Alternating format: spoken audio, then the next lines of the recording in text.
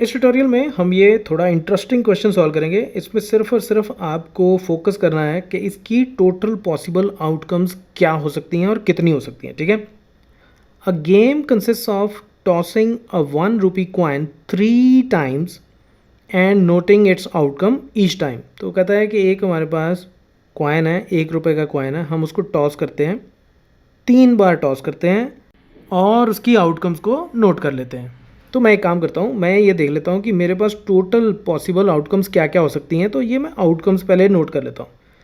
मान लो मैंने सिक्का उछाला तो पहली बार हेड आ गया, दूसरी बार हेड आ गया, तीसरी बार भी हेड आ गया, ठीक है, ये पॉसिबिलिटी है। अब और क्या पॉसिबिलिटी हो सकती है? और पॉसिबिलिटी ये हो सकती है कि 2 बार हेड आए और 1 बार टेल आ जाए। लेकिन ये हो सकता है कि टेल यहाँ पे हो और ये भी हो सकता है कि टेल यहाँ पे हो, ठीक है। ये अलग पॉसिबिलिटीज़ हो गई, head head tail, head tail head, tail head head, ऐसा हो सकता है। अच्छा, उसके बाद ये हो सकता है कि 1 बार हेड आए, 2 बार टेल आए। तो यानी कि पहली बार हेड आ गया, फिर टेल आ गया, फिर टेल आ गया। यहाँ ये हो सकता है पहले टेल, फिर हेड, फिर टेल। यहाँ ये हो सकता है कि पहले टेल, फिर टेल और फिर हेड, ठीक है। और फिर उसके बाद क्या बचता है कि तीनों बार टेल आ जाए।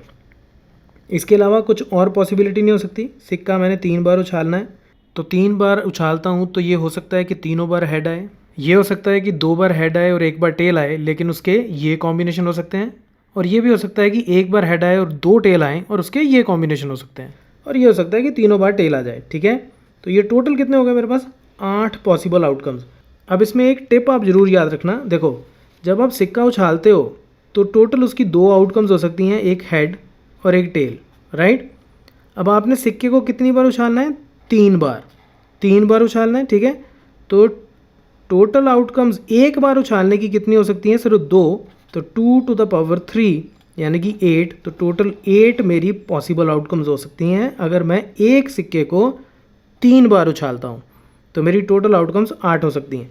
इसी तरह से अगर मैं इसको 4 बार उछालता, हेड हेड हेड हेड ऐसे करके, ठीक है, तो फिर इसकी 2 टू द पावर 4 यानी कि टोटल 16 आउटकम्स हो सकती थी। तो ये मैं आपको एक टिप बता रहा हूँ कि इससे आपको याद रहेगा कि आपने नंबर ऑफ आउटकम्स सही लिखी हैं कि नहीं लिखी, ओके। अब हम इसको आगे पढ़ते हैं।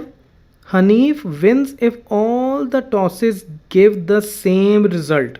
तो वो कहता है कि हनीफ जो इस गेम को खेल रहा है वो सिर्फ तभी जीतता है अगर वो 3 बार जब उसने सिक्का उछाला तो तीनों बार या तो हेड आ जाए या तीनों बार टेल आ जाए, ठीक है। अगर तो ऐसा होता है तो वो जीतता है एंड लूजेज अदरवाइज, ठीक है, अदरवाइज वो हार जाता है।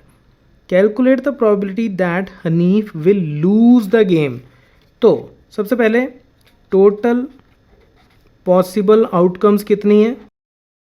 टोटल पॉसिबल आउटकम्स हमने यहाँ पे लिखी 8। अब हमें प्रोबेबिलिटी निकालनी है कि ही लूजेज द गेम, ठीक है, ही लूजेज द गेम।